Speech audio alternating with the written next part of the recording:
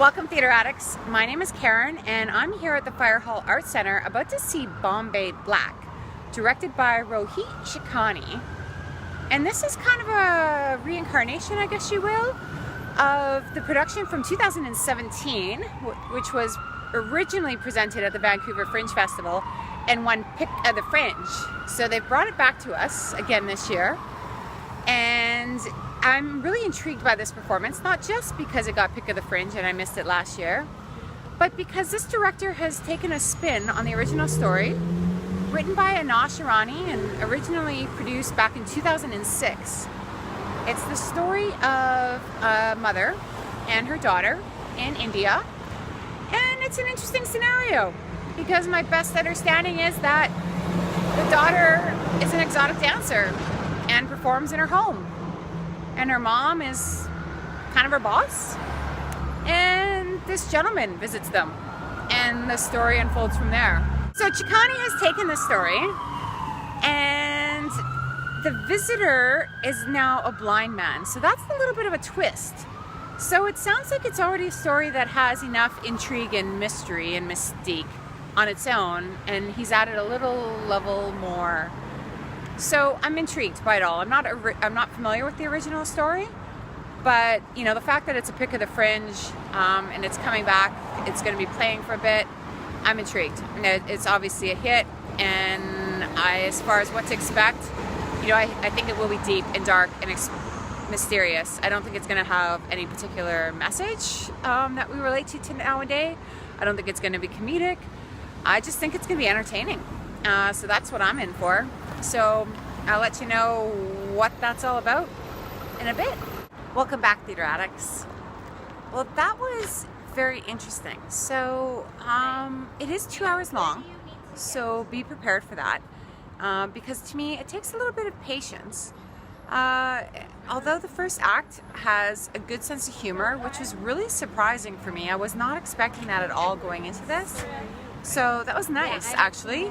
I really enjoyed the fact that it had a lot of humor. And then the second act definitely gets dark. It leads into darkness by the end of the first act, and then the second act definitely gets deep. So you do have some reprieve in the first. So that's really nice. Set's quite simple, a couple pieces of furniture. It really is about the actors and their performance.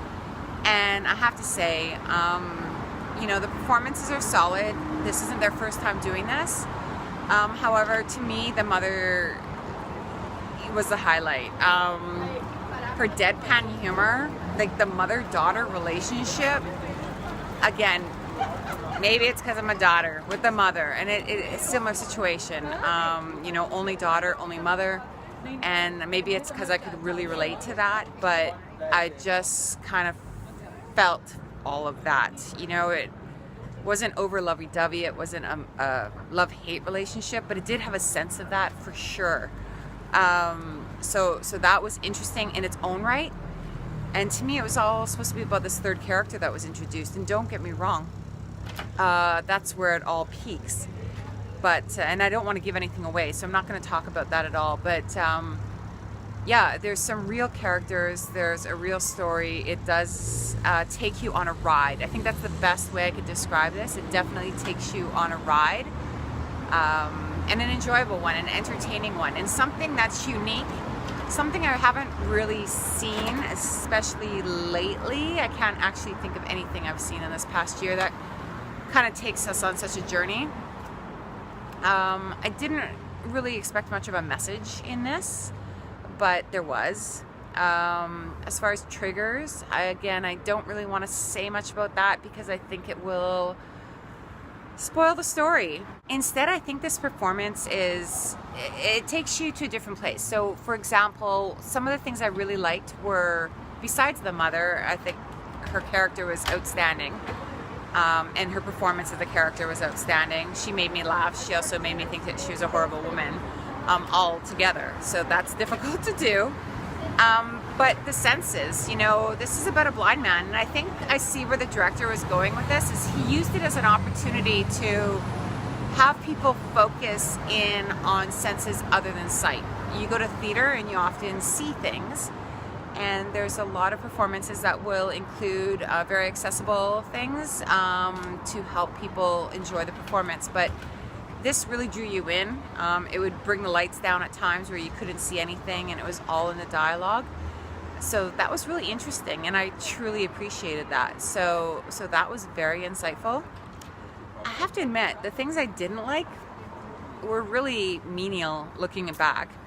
By the intermission, there is an intermission because it is 2 hours. I was annoyed that there was a couple of times throughout the performance where there was knocking, but no one was actually knocking. You know, just mime, pretend you're knocking, even if you're not knocking on anything. That annoyed me, but in the grand scheme of things, pretty insignificant. So if that's what's going to annoy me, that's probably a pretty good thing then. The other thing too, for those that follow timelines, sometimes timelines can be my worst enemy. Ages were mentioned. I'm looking at the characters going, so he's supposed to be this age and I don't get it. But again, had they not made those references to ages, I probably would have been fine. It all would have fit. Everything would have been grand. So pretty weak complaints, if anything. Who's this for? Anyone who's into something a little different. You know, I have to admit, even though it was supposed to be a cultural performance, Thank you. Good night.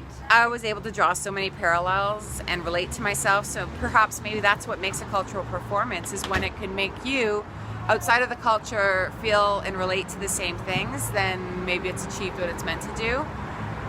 So yeah, I thought it was a great story. I thought it was very intriguing. It wasn't one of those things where I could foresee the end or even the middle parts at the beginning. So to me, that was great. The performances were solid. Again, I found the mother fascinating. And it was just a good time. So yeah, you've got over a week to see Bombay Black at the Fire Hall Arts Center. And I think you should check it out. You know, it's a second run. I don't think we're gonna get a third. If you missed it before, pick of the Fringe, now's the time to check it out. So if you do, or if you saw it maybe even at Fringe last year, please put some comments below. Let everyone know what you thought. And if not, then just check our website back for other reviews for other performances, or see what else is upcoming. And you can also subscribe to our YouTube page. Thanks, Theatre Addicts. Again, Karen Roller reviewing Bombay Black at the Fire Hall Arts Center. Till next time.